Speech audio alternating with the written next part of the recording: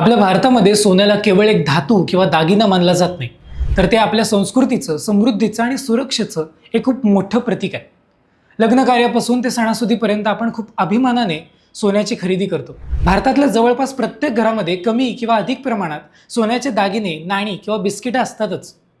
पण विचार करा, आपल्या घरातली ही मौल्यवान सोने बहुतांश वेळा वर्षानुवर्ष लॉकरमध्ये किंवा कपाटात एका कोपऱ्यात पडून असतात. लॉकरमध्ये ठेवलेल्या सोन्यावर आपल्याला कोणतीही कमाई होत नाही ते वेगळंच, उलट त्याच्या सुरक्षेची चिंता आणि लॉकरचं भाडं वेगळं सोसावं लागतं. तुम्हाला तुमच्या घरातलं याच पडून असलेल्या सोन्याचा वापर करून तुम्हाला नियमित कमाई करून देणारी केंद्र सरकारची एक भन्नाट योजना आहे, जिचं नाव आहे गोल्ड मॉनिटायझेशन स्कीम.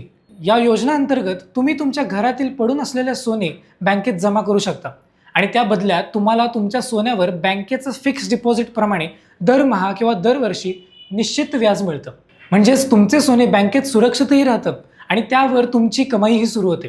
ही योजना नक्की काय आहे, यात व्याज कसं मिळतं, तुमचे दागिने बँकेत सुरक्षित राहतात का आणि या योजनेचा फायदा तुम्ही कसा घेऊ शकता, या सर्व प्रश्नांची उत्तरे आज आपण या व्हिडिओच्या माध्यमातून समजून घेणार आहोत. जर तुम्हालाही तुमच्या घरातल्या सोन्यातून गॅरंटीड कमाई करायची असेल तर हा व्हिडिओ शेवटपर्यंत नक्की बघा. नमस्कार, मी रोनक सरनोबत. तुम्ही पाहताय अनफिल्टर्ड महाराष्ट्र. सगळ्यात आधी आपण हे समजून घेऊया की केंद्र सरकारने ही गोल्ड मॉनिटायझेशन स्कीम का सुरू केली. एका अंदाजानुसार भारतीय कुटुंबाकडे आणि मंदिराकडे मिळून जवळपास 25,000 टनपेक्षा जास्त सोने पडून आहे. हे सोने अर्थव्यवस्थेच्या दृष्टीने डेड इन्व्हेस्टमेंट म्हणजेच पडून असलेली संपत्ती आहे. भारत देशाला दरवर्षी परदेशातून मोठ्या प्रमाणात सोने आयात करावे लागते, ज्यामुळे देशाचे अब्जोवधी डॉलर्स परकीय चलन बाहेर जातात. जर लोकांनी आपल्या घरातील हे सोने बँकेत जमा केले तर सरकारला ते सोने रिफाईन करून बाजारात आणता येईल आणि सोन्याची आयात कमी होईल. यामुळे देशाचा फायदा तर होतोच, पण त्यासोबत ग्राहकालाही आपल्या सोन्यावर घर बसल्या व्याज मिळतं. आता पाहूया की या योजनेमध्ये तुम्ही किमान आणि कमाल किती सोने जमा करू शकता. केंद्र सरकारने सर्वसामान्य कुटुंबांसाठी विचार करून या योजनेचे नियम अत्यंत शिथिल ठेवलेत. या योजनेअंतर्गत तुम्ही मिनिमम 10 ग्राम सोने जमा करू शकता आणि खाते उघडू शकता. म्हणजे जर तुमच्याकडे एखादी छोटी सोन्याची अंगठी किंवा चेन असेल तरीही तुम्ही या योजनेचा लाभ घेऊ शकता. सर्वात महत्त्वाची आणि जमेची बाजू म्हणजे या योजनेत सोने जमा करण्यासाठी मॅक्झिमम लिमिट अजिबात नाही. तुमच्याकडे जितकं सोनं असेल तितके सर्व सोने तुम्ही या योजनेत गुंतवू शकता.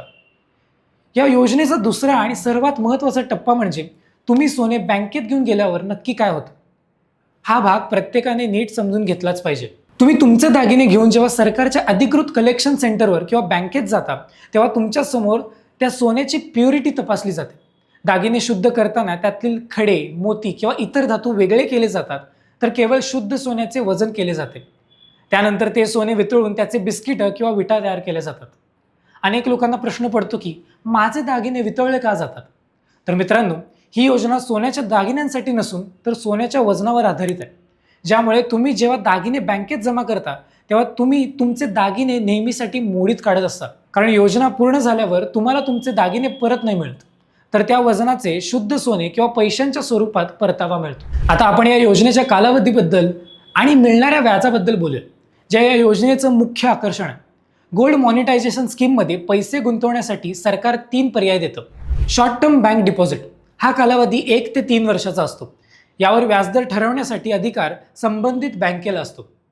मीडियम टर्म गव्हर्नमेंट डिपॉझिट हा कालावधी 5 ते 7 वर्षांचा असतो. सध्या यावर सरकारकडून दरवर्षी 2.25% व्याज दिलं जातं. लॉंग टर्म गव्हर्नमेंट डिपॉझिट हा कालावधी 11 ते 15 वर्षांचा असतो. या दीर्घ मुदतीसाठी सरकार दरवर्षी 2.50% व्याज देतं. विचार करा, जर तुम्ही 10 लाख रुपयांचे सोने 15 वर्षांसाठी जमा केले तर तुम्हाला दरवर्षी 25,000 रुपये फक्त व्याज म्हणून मिळतील आणि 15 वर्षानंतर तुम्हाला तुमचे सोने सुरक्षितपणे परतही मिळेल. हे व्याज तुम्ही दरवर्षी तुमच्या बँक खात्यात घेऊ शकता किंवा कंपाऊंड इंटरेस्टच्या स्वरूपात मुदत संपल्यावर एकत्रही घेऊ शकता. या योजनेचा तिसरा आणि सर्वात मोठा फायदा म्हणजे टॅक्स बेनिफिट्स. जनरली जेव्हा आपण बँकेत FD करतो किंवा शेअरमधून नफा कमवतो तेव्हा आपल्याला त्यावर इन्कम टॅक्स द्यावा लागतो, पण गोल्ड मॉनिटायझेशन स्कीमला सरकारने पूर्णपणे टॅक्स फ्री केलं.